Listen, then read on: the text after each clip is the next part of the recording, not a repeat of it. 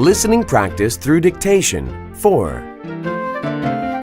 Copyright 2007. Compass Publishing. All rights reserved.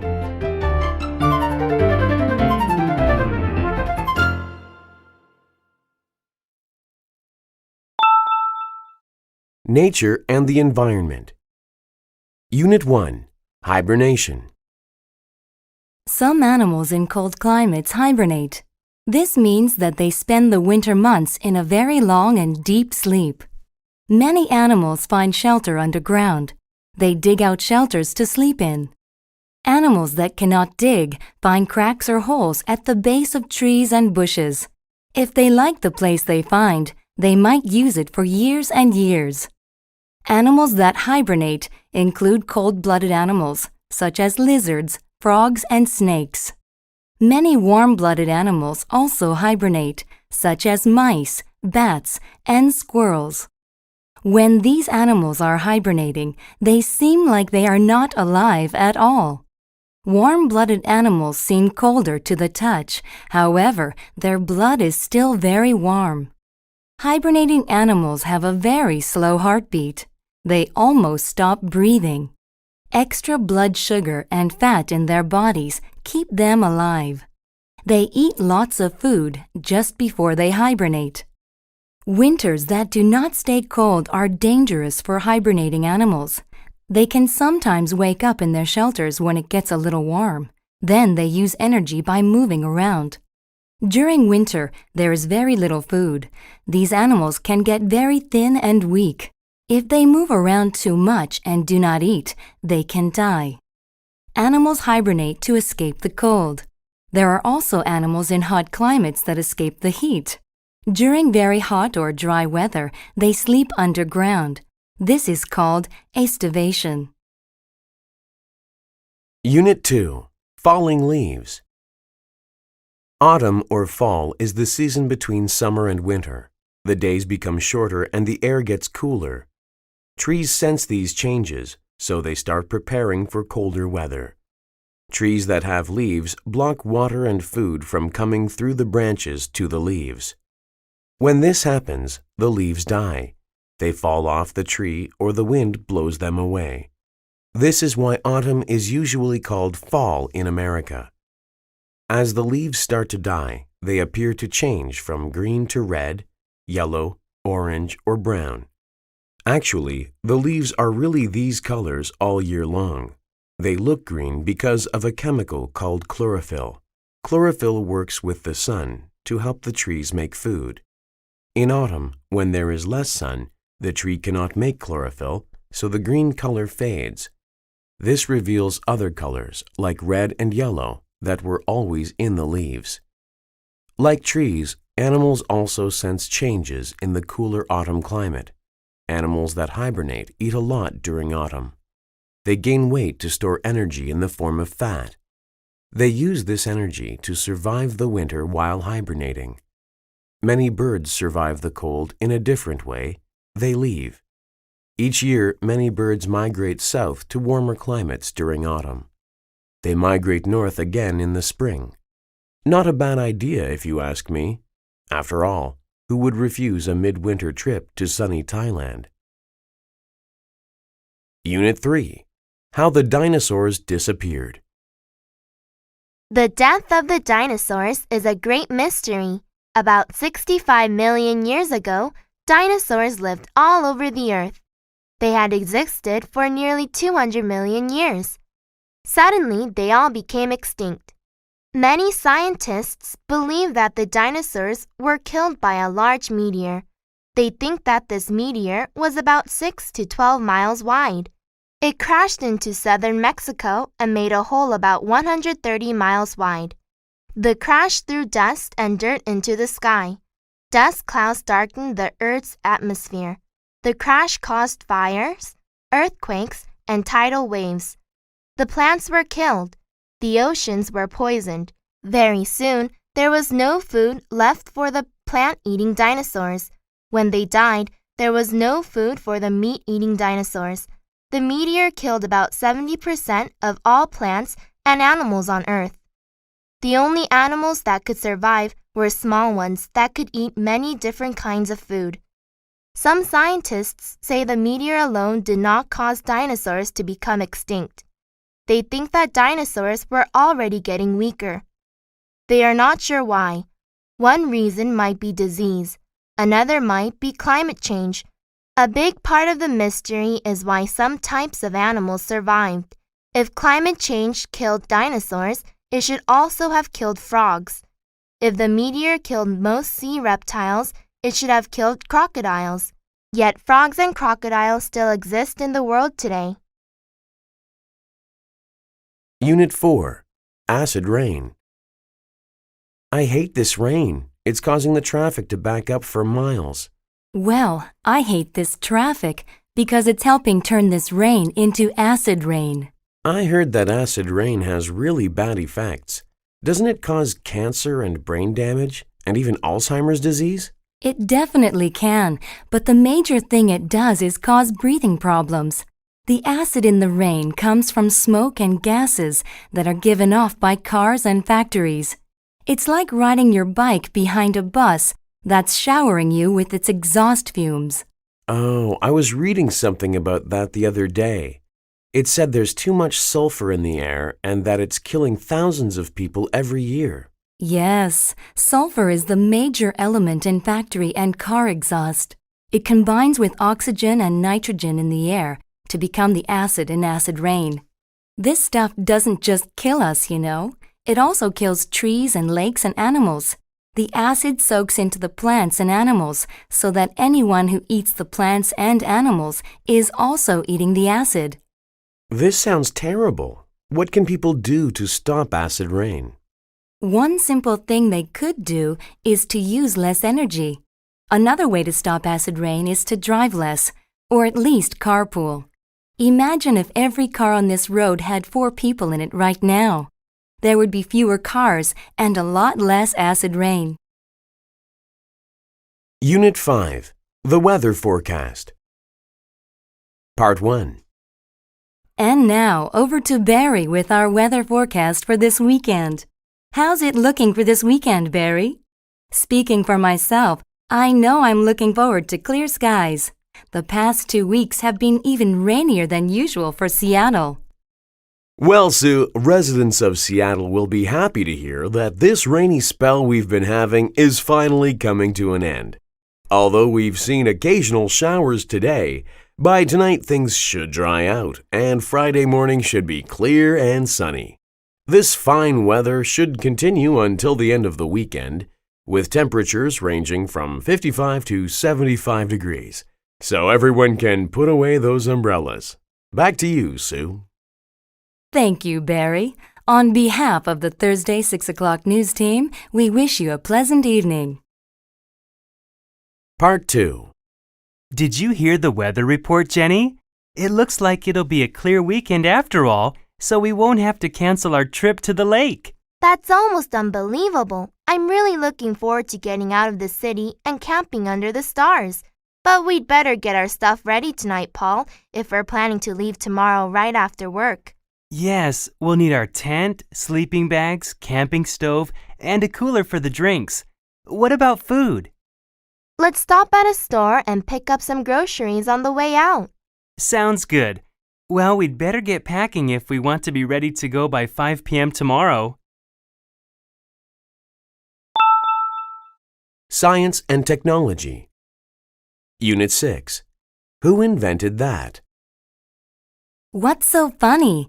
I can't concentrate on my work if you keep laughing loudly like that. I'm sorry. It's just that I'm reading this article in Science Today magazine about some of the unusual things that people have invented. These inventions are incredible.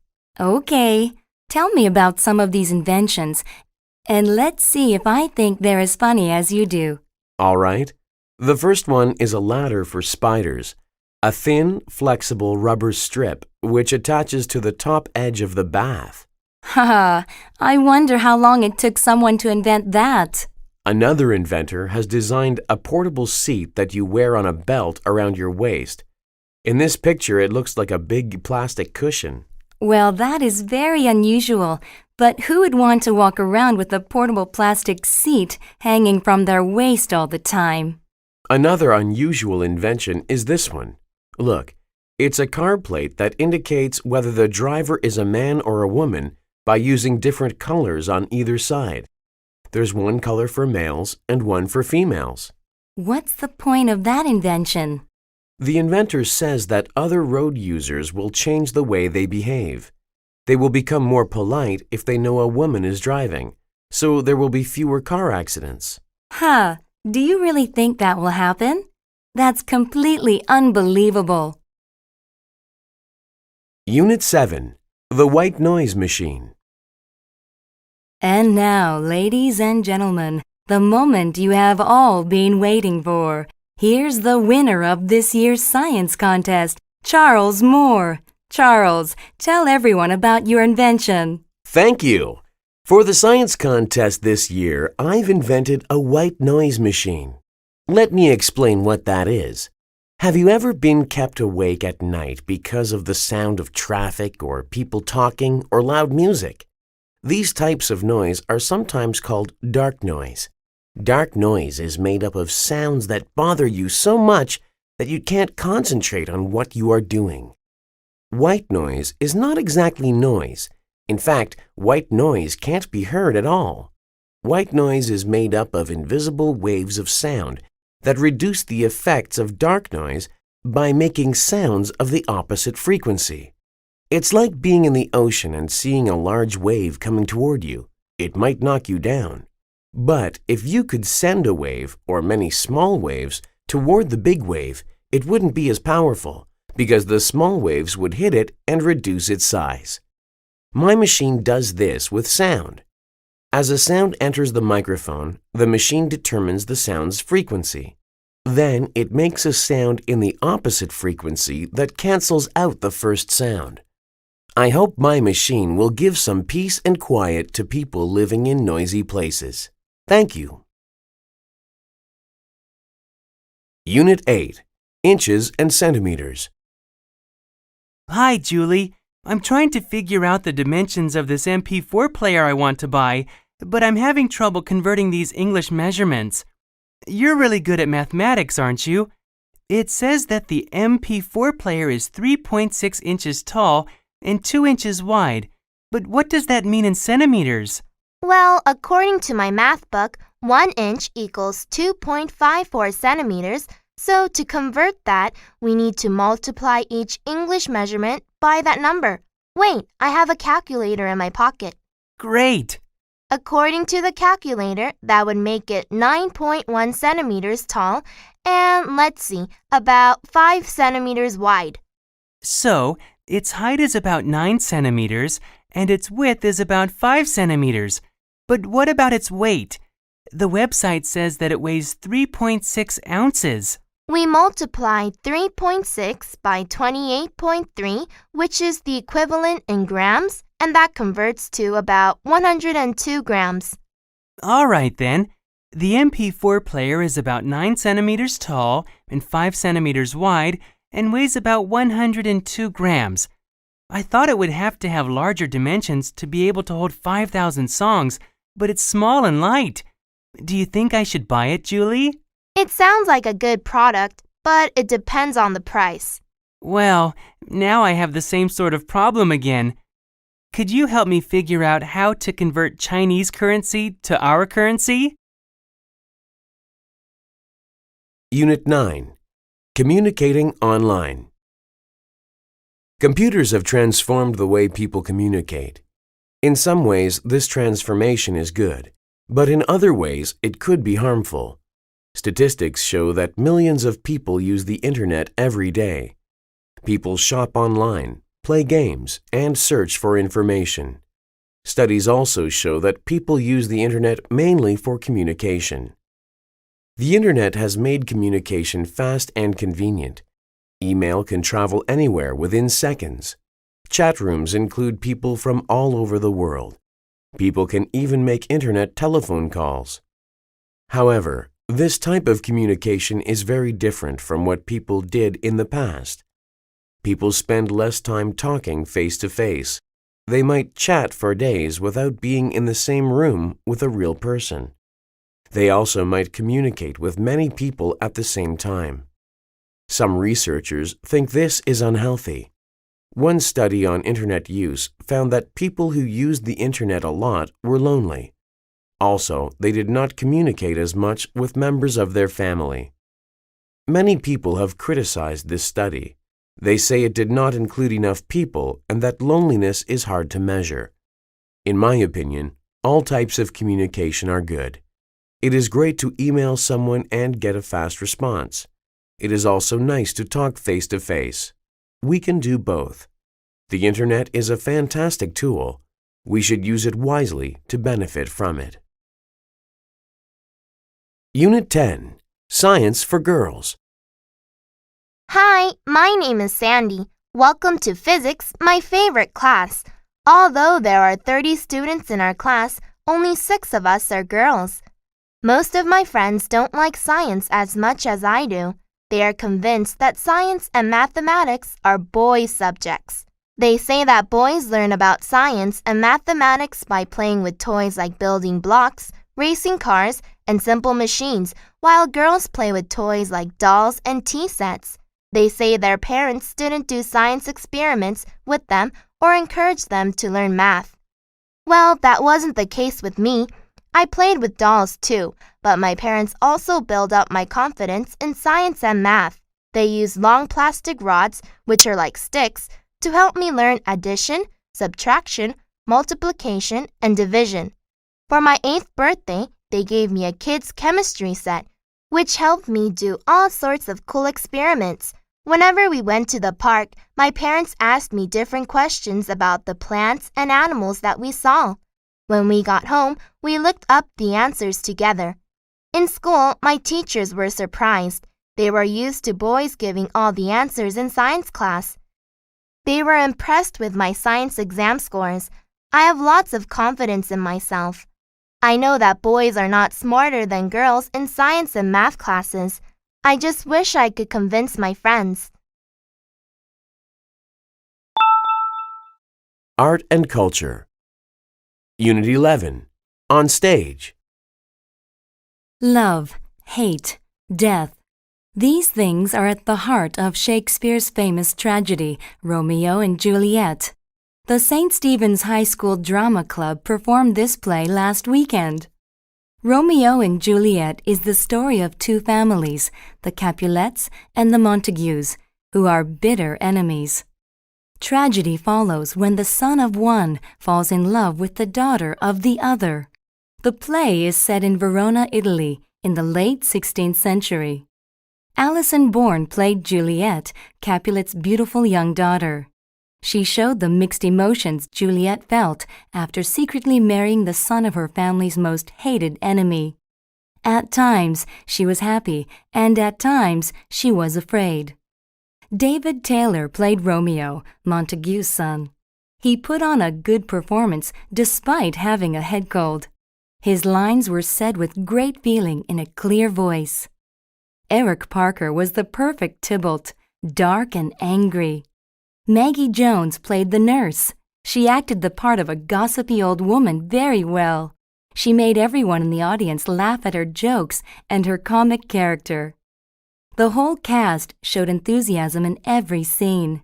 The actors knew the meaning of their lines. They used body language to show this meaning well. The stage lights were sometimes too bright or too dim, but the sword fights looked very real and the costumes were wonderful. Overall, St. Stephen's production of Romeo and Juliet was a great night of high school theater. Unit 12. A Famous Portrait. The Mona Lisa is one of the most famous paintings in the world. It was painted by the great Italian artist Leonardo da Vinci between the years 1503 and 1505. The portrait was done with oil paint on a simple piece of wood. The portrait shows a woman in front of a landscape with mountains. Many people believe that the model for the painting was the wife of an important man in the area. However, Some people now think that Da Vinci actually drew a picture of himself. They say the face looks similar to his. Apparently, Da Vinci loved the painting so much that he carried it with him at all times until he sold it to the King of France. The portrait is famous for several reasons. The best-known reason is for Mona Lisa's unusual smile. It is difficult to say if she is being pleasant or looking arrogant.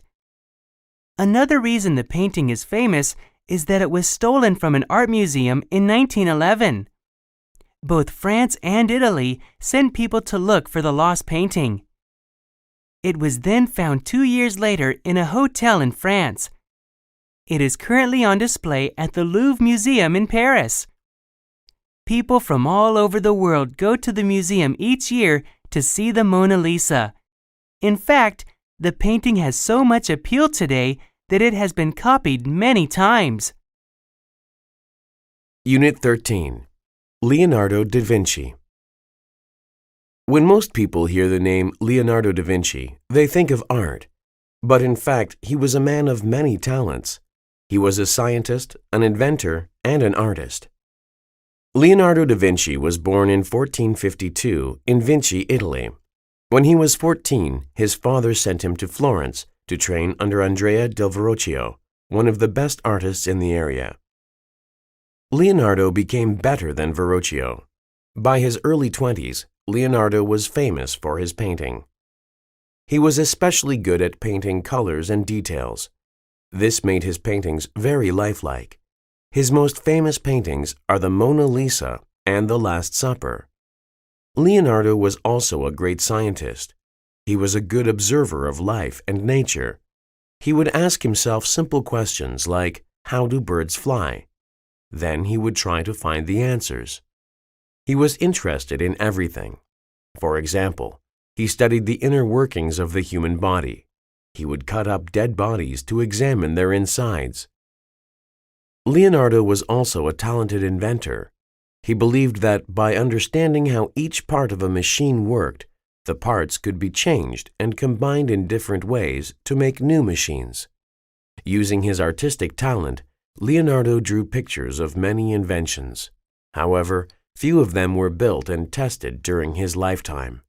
For example, his parachute wasn't built until 1783. Also, his war tank wasn't used until World War I in 1917.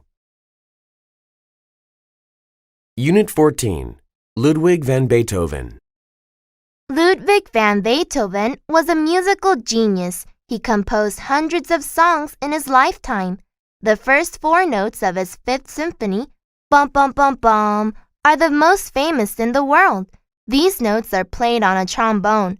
Beethoven was the first composer to use trombones in a symphony. A symphony is a very complex and beautiful song. Beethoven wrote 9 symphonies in all. He said that he first composed symphonies in his head. He heard the part for every instrument in his mind before he wrote the first note on paper. Beethoven was born in 1770 in Bonn, Germany. His birthday was probably in December. Nobody is sure. He gave his first public performance at age 7. He wrote his first composition before he was 12. Sadly, at the age of 28, he started to go deaf. But he continued to compose music and to lead the orchestra. He never got married. After his death in 1827, friends found love letters that he had written to someone he called Immortal Beloved. To be immortal means to live forever. Beloved is a way of saying you love someone. His lover's name still remains a mystery.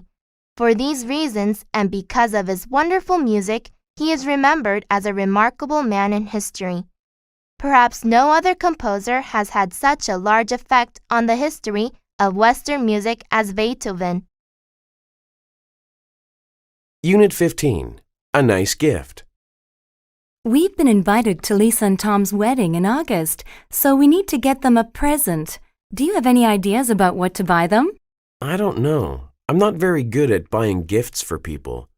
What do you usually buy people for wedding gifts?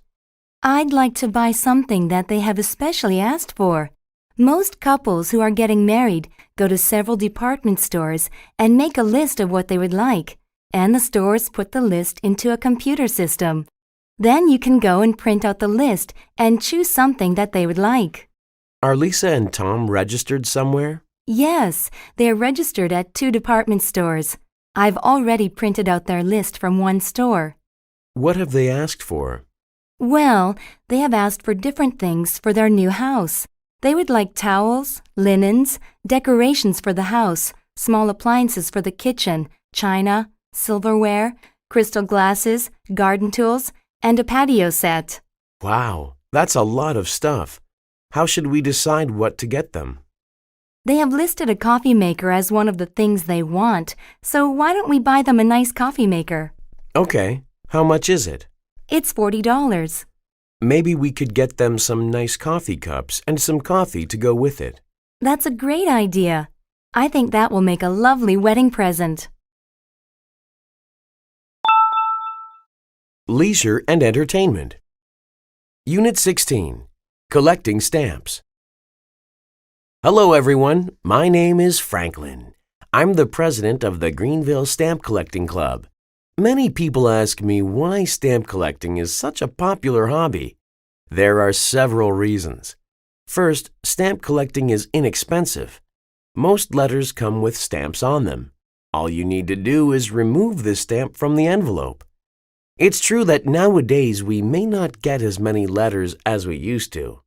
In that case, you might want to buy your first set of stamps. Stamp dealers often sell a lot of stamps for only $3. Second, stamp collecting is educational. Stamps have pictures of everything from world leaders to endangered animals to various sports. It is interesting to learn about the people and things that are pictured on the stamps. It's much more exciting than reading a boring history book. Also, stamp collecting can help build friendships between people from around the world. Stamp collectors in India, for example, can build stamp trading friendships with people from Mexico. They can learn about each other's culture while they exchange stamps. Finally, collecting stamps is something that families can do together. Parents and children can spend time enjoying the same hobby and build a closer relationship, instead of sitting in front of the television each night. So there you have 4 good reasons why stamp collecting is the world's #1 hobby.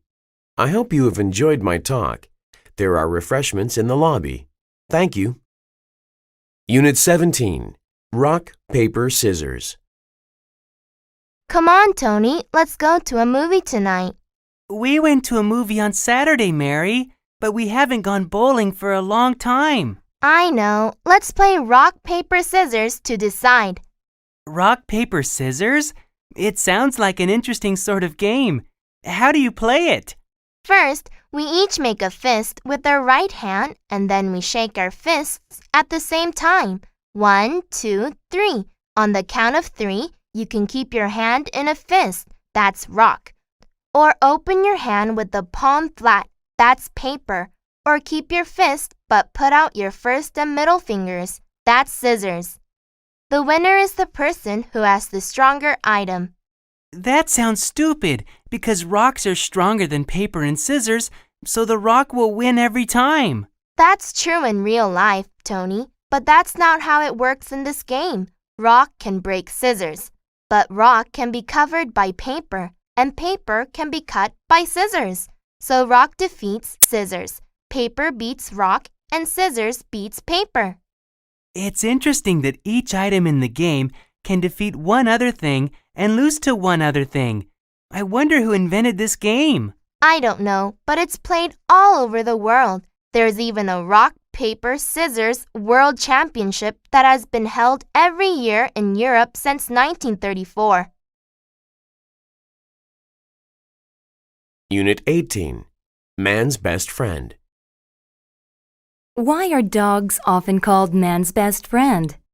Probably because dogs have many of the qualities we want in our human companions.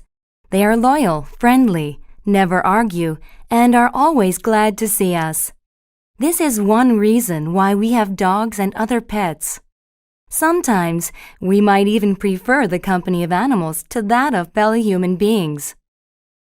Pets provide us with many other benefits as well. Studies have shown that having a pet nearby lowers the blood pressure of elderly people and raises their spirits. One study in Britain showed that people with pets recovered more quickly from heart attacks than those who didn't have a pet. The study also found that pet owners suffered from fewer common ailments such as colds, headaches, and fevers than people who don't own pets.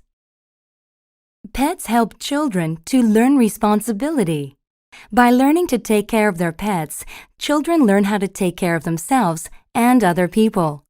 Walking dogs each day gives children regular exercise.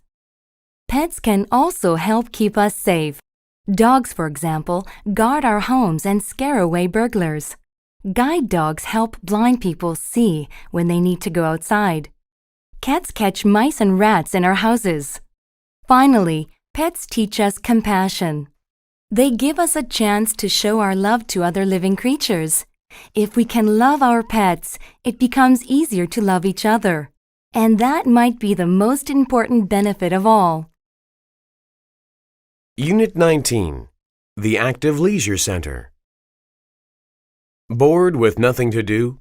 Come and check out the Active Leisure Center. We offer something for everyone. The center has a heated outdoor swimming pool with 5 different water slides for those who want some fun. There's also an indoor pool with lanes for more serious swimmers. Swimming lessons are available for all levels. The Active Leisure Center also has a fitness center for those who want to exercise. We have running machines, exercise bikes, weight machines, and free weights, and daily aerobics and jazz dance classes. Our fitness experts will be happy to provide you with a fitness program to suit your needs. The center has a sports hall where you can play indoor soccer, badminton, basketball, and various other sports. You can join community sports groups, sign up for tournaments, or just book the hall for you and your friends to use. With the school holidays coming soon, why not come and find out about our special holiday programs? We have programs for all ages, from kindergarten to high school students. And if you join now, you can even get a family discount. So come and take advantage of all that the Active Leisure Center has to offer.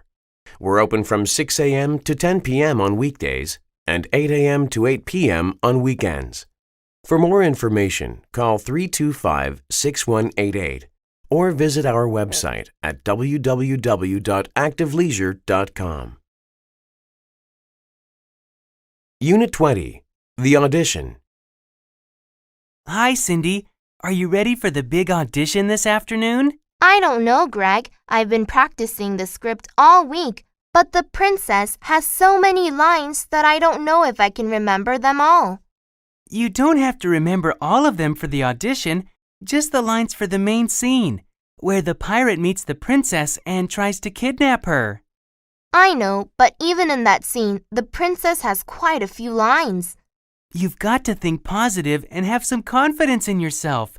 I think that you're going to get the part and that you'll be a fantastic princess. Well, I'm glad that somebody has confidence in me. I think I'm just worried that I'll forget my lines. By the way, which part are you going to try out for? I'm trying out for the part of the pirate, the one who tries to steal the princess away from the prince. Oh yeah, the pirate and the prince get to have that cool sword fight in the final scene, and then the prince kills the pirate with his own sword. Yeah, I remember reading that in the script.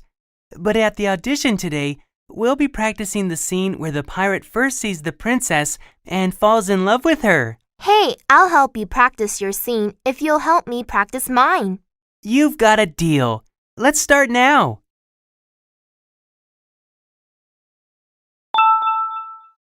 School and Family. Unit 21. Add, subtract, multiply, and divide. Hello there, Terry. How are you doing? Not too well. I'm really having trouble figuring out this arithmetic assignment. I can add and subtract pretty well, but without a calculator, it's difficult for me to multiply and divide. Hey Olaf, I heard that you're excellent in math. My technique is that I try to imagine pictures in my mind so the numbers aren't just figures on a page, but something I can apply to real life. One way I do this is to imagine the numbers as if they were money. For example, if the equation is 753 minus 236, I think about $7.53 minus $2.36. It's $5.17 or 517. Easy! Wow, that does seem easier for adding and subtracting. But how do you apply this technique to multiplying and dividing? Okay, suppose the equation is 200 times 30. 30 is 3 groups of 10. So first I imagine 10 groups of people standing in a large field. Next to each group is a sign with the number 200 on it. At the front of the field is a huge sign with the number 2000 on it because 200 times 10 equals 2000, right? But the problem requires 200 times 10 3 times, so I just add 2 more fields of people to my picture with 2 more signs that say 2000. Now I have 2000 times 3. The answer is 6000. Unit 22. I spy. Dad, this is so boring, just sitting back here with nothing to do. Playing a game is a fun way to pass time on a long car trip. Okay, but what kind of game can we play when we're going 70 miles an hour in a car? Well, when I was young, we used to play a game in the car called I Spy. One person decides on an object that he or she can see and tells us its color. Then the rest of us have to ask yes or no questions to try and find out what it is. I'll go first, and I spy something that's… Hey, I wanted to go first. Billy, let your sister begin.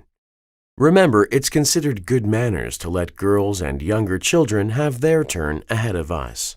Yeah, remember your manners, stupid. Betsy, it's also good manners to treat each other with respect and not to call people names. I think you need to apologize to your brother. I'm sorry, Billy. Let's start, okay? I spy something small and green. It's on the steering wheel and… Stop, Betsy. Dad said that you're only supposed to tell us its color, not its size or location or anything else. Oh no, I forgot. That's okay, honey. Everybody makes mistakes. Remember the saying, if at first you don't succeed, try again. Okay, let me try again. I spy something… Unit 23. American Families Today. American families today are very different from what they were about 100 years ago. The main difference is that families are now much smaller. In the past, most families lived on farms. They needed children to help them work. Today, most families live in cities. Parents do not expect their children to work for them. It is also becoming very expensive to raise and educate children. Many parents cannot afford to have a large family. Others think that there are already too many people in the world. If they have more than 2 children, it will increase the population. Also, the types of families are changing. Statistics show that there are more single parents than ever before. More and more unmarried couples are having children, and a growing number of couples are choosing to have no children at all. Traditional families, a married couple with children, live in less than 25% of all U.S. homes. One reason for this trend is the greater number of working women. In the past, women depended on their husbands for money. Now, many women have jobs. They don't have to be married to have money. Another reason is divorce. This is when a husband and wife decide not to be married anymore. Almost half of all U.S. marriages end in divorce. Many people decide not to get married at all. They prefer to be single and live without a husband or a wife. Unit 24. Making Decisions. How does your family make important decisions? Do children have any say in making these decisions, or do parents simply tell them what to do? There are several different methods for making family decisions. One method is to have a vote. Each family member writes his or her own choice on a piece of paper. With this method, each person gets equal say in the issue being decided. What if the vote is a tie? You should think of an idea to break a tie before you vote. A second method is to give older children special privileges. If you're moving into a new home, for instance, the oldest child might get first choice of bedrooms. A third method is to take turns making the decisions.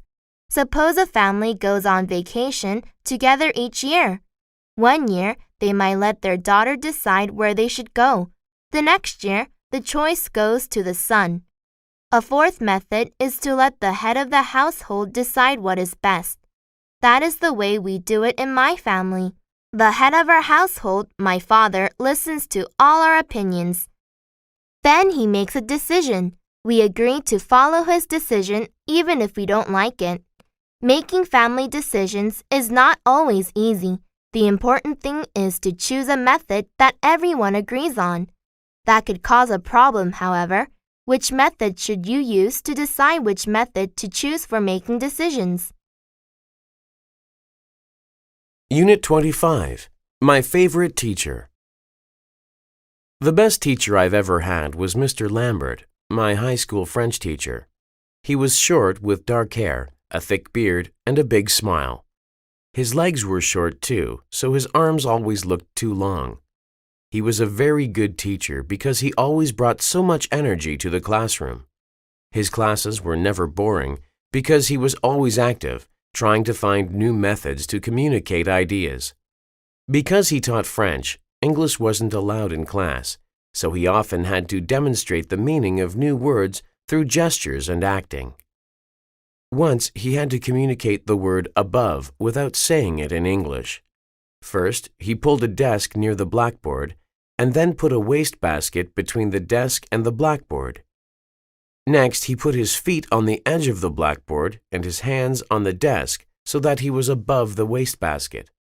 I've never forgotten that demonstration. It was difficult not to enjoy the subject when he was so excited about teaching it.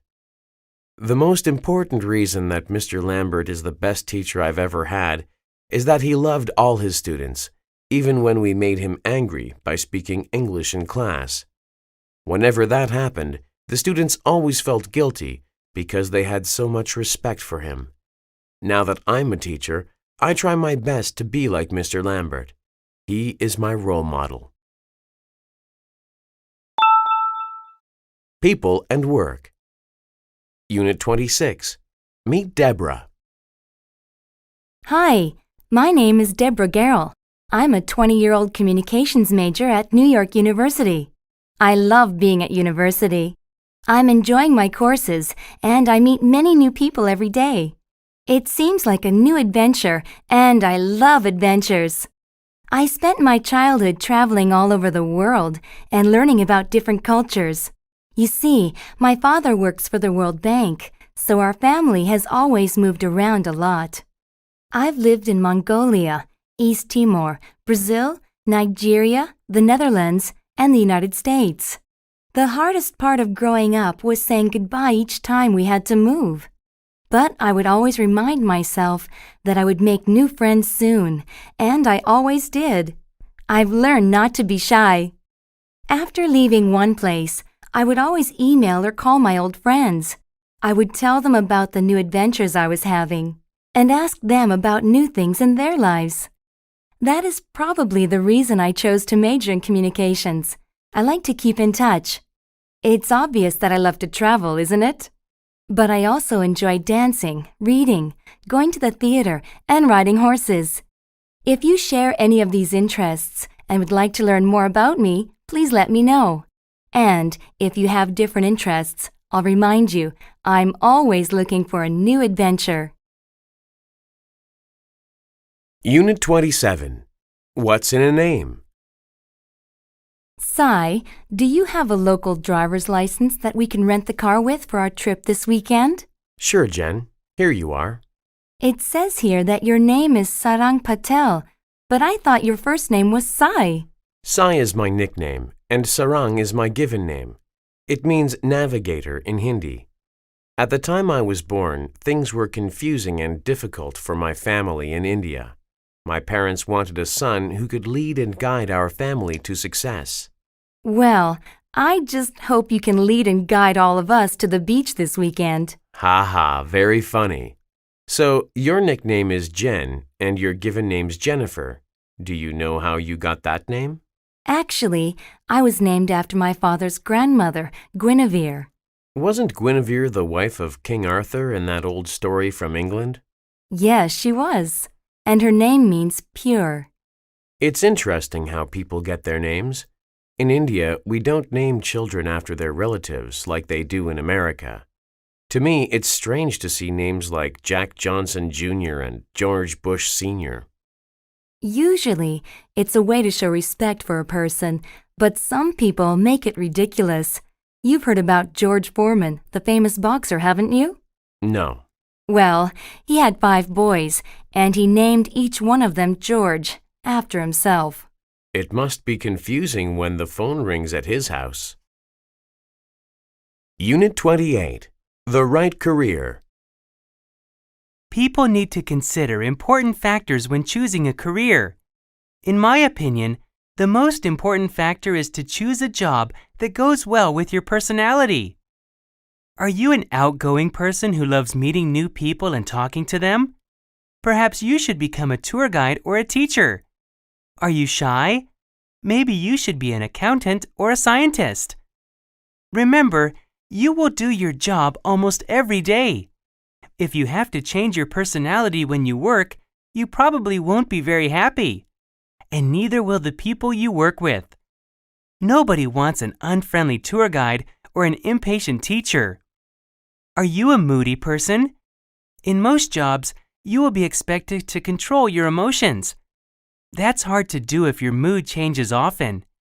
In that case, you might want to work alone. Perhaps you could be a writer or an artist.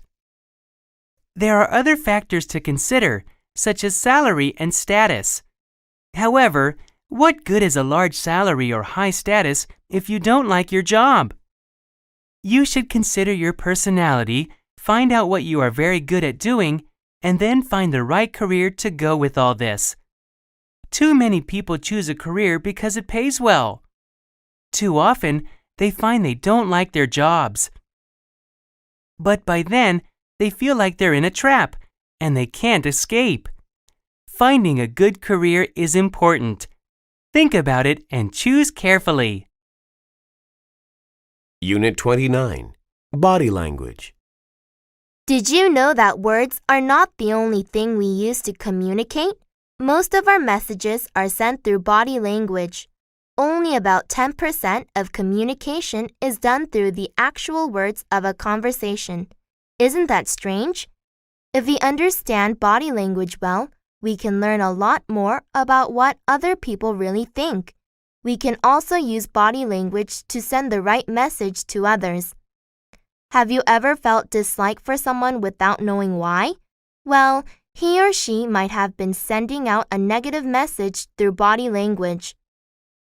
What kind of things should you look for if you want to understand body language? First, look at people's eyes. If people are lying, they may not look directly at the person they are talking to, and the pupils of their eyes may shrink. Next, look at people's arms. Arms crossed in front of the body might mean a person is unfriendly or afraid. He or she might be trying to say, "Stay away." If the arms are by the side or at the back of the body, the person might be saying, "Come closer. I won't hurt you." But keep in mind that there is no accurate way to interpret body language all the time. Sometimes, talking is still the best way to communicate. However, knowing about body language will improve the way you communicate and help you understand other people better. Unit 30. Veterinarians. If you like animals and science, you might want to be a veterinarian. Veterinarians are animal doctors.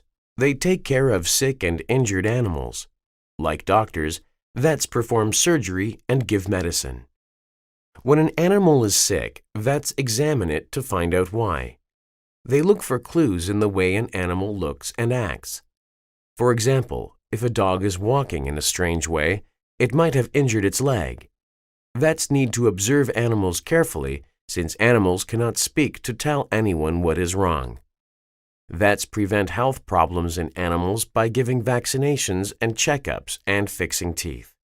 They also teach owners how to feed and train their animals. Vets use special tools to perform surgery. They fix broken bones, take out tumors, take x-rays, and treat wounds. Most vets treat small pets, including dogs and cats. A few vets focus on large animals such as sheep, cows, and horses. Large animal vets usually drive to ranches and stables where their patients live. Often they help when the animals give birth. Vets who work with large animals often work outside in all kinds of weather. A few vets work in zoos and aquariums. They care for zebras, sharks, and other wild creatures. Because animals can get sick at any time, vets often work long hours. Many vets like their work because they can be with animals every day, even though sick animals can sometimes bite or kick their vets. Sports and Health. Unit 31. I feel awful. Mom, I feel awful. I think I'd better stay home from school today. I'm sorry you're not feeling well. What's the problem? I have a stomach ache, my head hurts, and I have a sore throat. Well, we'd better take your temperature and make sure you don't have a fever. Keep this thermometer under your tongue for a minute or two. Remind me to call your teacher and tell her you're sick later on today. All right, let's check. Oh dear, you've got a fever. Your temperature is 103, so I think we need to give Dr. Thompson a call. I don't understand how my head can be so hot when my body feels so cold. That's called the chills, and they often come along with fever. You've certainly got a fever. But what about my stomach ache and my sore throat? Well, that's another reason we need to go see Dr. Thompson, because when you have a stomach ache, fever, chills, and a sore throat, it usually means that you have something more serious than a common cold. I think you've probably got the flu. I hope it's not too serious, because we've got a basketball game Thursday, and the coach told me that I'll probably start. If you want to recover from the flu in time for your game, you'd better get plenty of rest, take the medicine the doctor gives you, and drink plenty of water. I promise I will, Mom. But let's go and see Dr. Thompson now. Unit 32. Why do we sneeze? A sneeze is a very interesting thing. We use many different muscles when we sneeze. These include stomach muscles, throat muscles, and eye muscles. Remember, our eyes always close during a sneeze. A sneeze begins when something gets inside your nose, like a tiny particle of dust. Your nose sends a message to your brain. Your brain sends messages to the muscles, getting them to work together in the correct order. When you sneeze, the dust that was in your nose flies out as fast as 100 miles an hour. Usually, something like dust or cold air makes us sneeze, but some people sneeze whenever they look at the sun. Some people think that your heart stops when you sneeze. Actually, it really doesn't, but sometimes it might feel like it does. After someone sneezes, people often say, "Bless you," or "God bless you." To bless someone means to wish them good and special things. Why do people say this? Long ago, people believed that this saying kept bad things from flying down your throat. Another story is that people thought this saying would help keep the person who sneezed from getting a very serious disease called the plague. At that time, the plague was killing thousands of people. It was thought that saying "God bless you" would protect people from getting this awful disease. Today, the saying is simply a nice way to wish someone well. Unit 33. Skiing and snowboarding. My name is Michael Bryce, and I love to ski and snowboard. I am 16 years old, and I have been skiing since I was 5 and snowboarding since I was 8. Both my parents like skiing, and my older brother likes snowboarding. In my opinion, snowboarding is more fun and exciting than skiing. When I ski, it feels really easy to control where I go and how I move. The ski poles make it very simple to change my direction. There are no poles in snowboarding, however, so when you snowboard, you have to understand the snow very well to make sure you don't fall. The feeling I get while I'm snowboarding is more exciting than when I'm skiing because I like having less control. I enjoy the challenge. I never know what's going to happen. This makes it more exciting. Some people think that the reduced amount of control in snowboarding makes the sport more dangerous. But in my opinion, snowboarding is actually safer than skiing because when you ski, you are standing on 2 skis. If you fall while on skis, it is very easy to break your bones by getting your skis stuck in the snow. On a snowboard, your legs stay together even when you fall. While I still love to ski, I like snowboarding much better. It is more fun and exciting, and maybe even safer than skiing. Unit 34. A nice cup of tea. Could I offer you a cup of tea? Yes, thank you very much. What kind do you have? I have Earl Grey, English breakfast, Irish breakfast, and Darjeeling. Those are all black teas. Do you have any green tea? I'm sorry, I don't really like green tea. How could you not like green tea? It's so much easier to drink than black tea. I just don't think green tea tastes as good as black tea. Green tea has a simple flavor, but black tea has many kinds of flavors. Well, I don't taste many flavors when I drink black tea. It just tastes bitter to me. Then you should drink more black tea, because after drinking it for a while, you begin to appreciate its flavor. Whatever its flavor, black tea can't be nearly as healthy as green tea. I read about a study last week that showed people who drink green tea are less likely to get serious diseases like cancer or heart disease. Well, history tells us that in the past, good black tea has been considered more valuable than gold. Wars have been started over it. Really? Which wars? The American Revolution. The American Revolution had nothing to do with tea. One of the things that started the Revolutionary War was an incident where a group of Americans dumped a British shipment of tea into the ocean in Boston. This was called the Boston Tea Party, and it had nothing to do with green tea. Unit 35. The Injury. I've just returned from the doctor's office, and he told me that because of my injury, I will have to miss the next 2 weeks of basketball. I'm really disappointed. Last night, I hurt my ankle during a very exciting game against West High School. It was 5 minutes before the end of the game. The score was 60-60. I had the ball, and I heard my coach shouting at me to shoot. So I started to jump, but suddenly I found myself lying flat on my back on the court. A West High player had accidentally knocked me down. I tried to stand up, but my ankle hurt so much that I was unable to walk.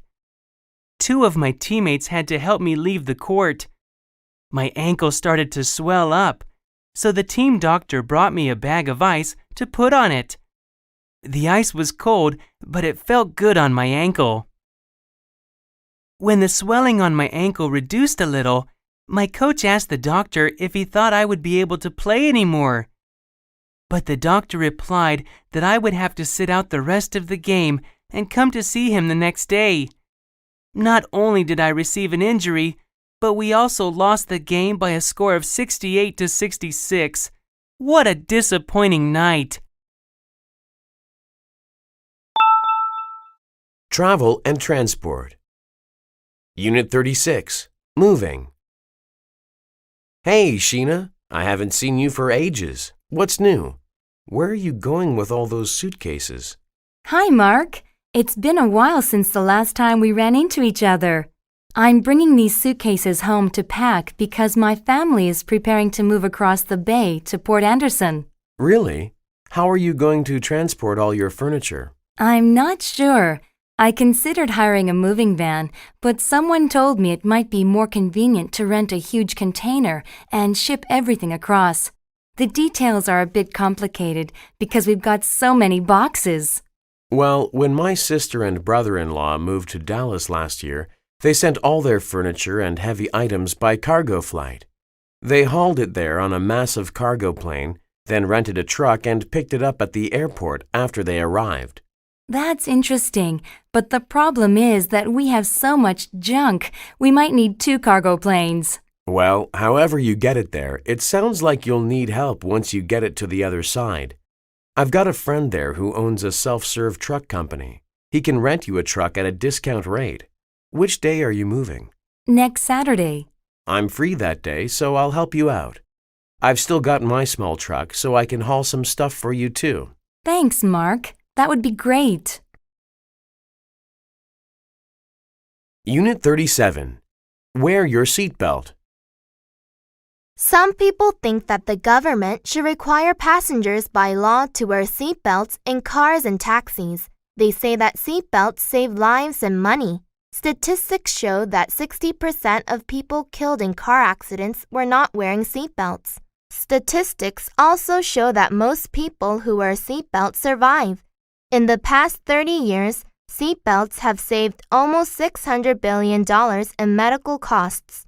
The average car accident costs $820 for each person in the United States.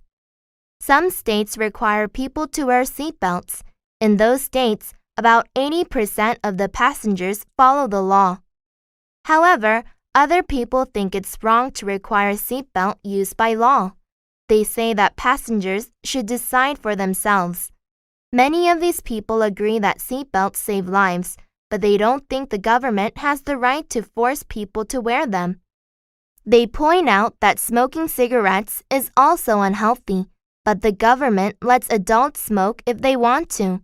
Leaders cannot force people to do what's good, they argue. It's better to educate people so they will want to wear seatbelts. Those who want seatbelt laws say that the right to public safety is more important than the individual's right to free choice. But their opponents say people must be careful to protect their individual rights. They should decide how to live their lives, not the government. What is your opinion on this? Unit 38. Going on vacation. Hey, Carl. I'm surprised to see you here. Jeremy told me that you were on vacation. Hi, Shelley. We were visiting some relatives in Sydney, but we returned last night. Oh, I've wanted to go to Australia ever since I was little. Tell me what it was like. It was fantastic. We fed kangaroos, walked through rainforests, and swam in the ocean. What was really great was when we took a train to Brisbane to see the Great Barrier Reef. I've heard that flights to Australia are pretty expensive. My dad knows someone who works for Qantas Airlines, so we were able to get a good deal. The tickets were only $800 per person for a round trip. Wow, that is a good deal. When we went on vacation to Bangkok last year, it cost $1,000 for a round-trip ticket, and Thailand's closer than Australia. What did you like best about Thailand? Well, the food was delicious, and riding elephants was exciting, but I'd have to say that the beach was the best part. The only unpleasant part of the trip was after we got home, when we found out that the airline had lost some of our luggage. My father's suitcase and my sister's backpack were missing. So the airline lost 2 pieces of luggage? How long did it take you to get them back? 3 days. But the good news is that when they finally found them, they delivered them right to our front door. Unit 39. Traveling by airplane. Airplane travelers can choose between 3 kinds of tickets: first class, business class, and economy class. Most people buy economy class tickets. They are cheaper, so travelers can go to more places more often. Business class is more expensive, with good seats and good service. First class is very expensive, but offers very comfortable seats and excellent service. In economy class, The seats are small and close together. There is not much leg room. In first class, the seats are huge and wider apart. There is lots of room for passengers to stretch their legs. Economy class passengers usually must all watch the same movie. First class passengers have their own TVs, and each person can watch different movies. Economy class passengers eat cheaper food. First class passengers are served delicious fresh food. It is difficult to sleep in economy class because of the small seats and all the noise. In first class, the large seats can be pushed back to make a comfortable bed. There is a curtain between sections, so it is nice and quiet. Economy class is a good choice for short flights within the same country. Business class or first class is a good choice for business travelers taking an international flight across an ocean. These people often have to get off the plane and go right to work. For them, it is important to arrive fresh, rested, and ready for a full, exciting day. Unit 40. A family cruise. Family Cruise Line is offering a new, exciting cruise that the whole family can enjoy. We have a special deal for families all year round on our Family Caribbean Cruise. This special one-week cruise leaves from Miami, Florida, and stops at 6 fantastic Caribbean islands. There is so much for the entire family to see and do. On board, we have a variety of great food for breakfast, lunch, and dinner. We also have lots of interesting and fun activities. There are music and dance shows every evening. We have a movie theater and a KTV bar. For kids, we have shows each day with their favorite TV friends like Mickey Mouse, Goofy, and Elmo. Playing with television characters isn't the only activity children will enjoy. They can play volleyball, swim in one of our 3 huge pools, or take dancing and art classes. There's so much variety, the kids can try a new activity each day. Mom and Dad can join them or rest in lounge chairs on our wide ship deck. On shore, you can shop, swim, and enjoy fresh food while you learn all about island life. With 4 to 7 hours on shore each day, you'll have plenty of time to explore each island. Does this sound exciting? It is! So, when it's time to plan your next vacation, remember Family Cruise Line. It will be a trip your family will never forget.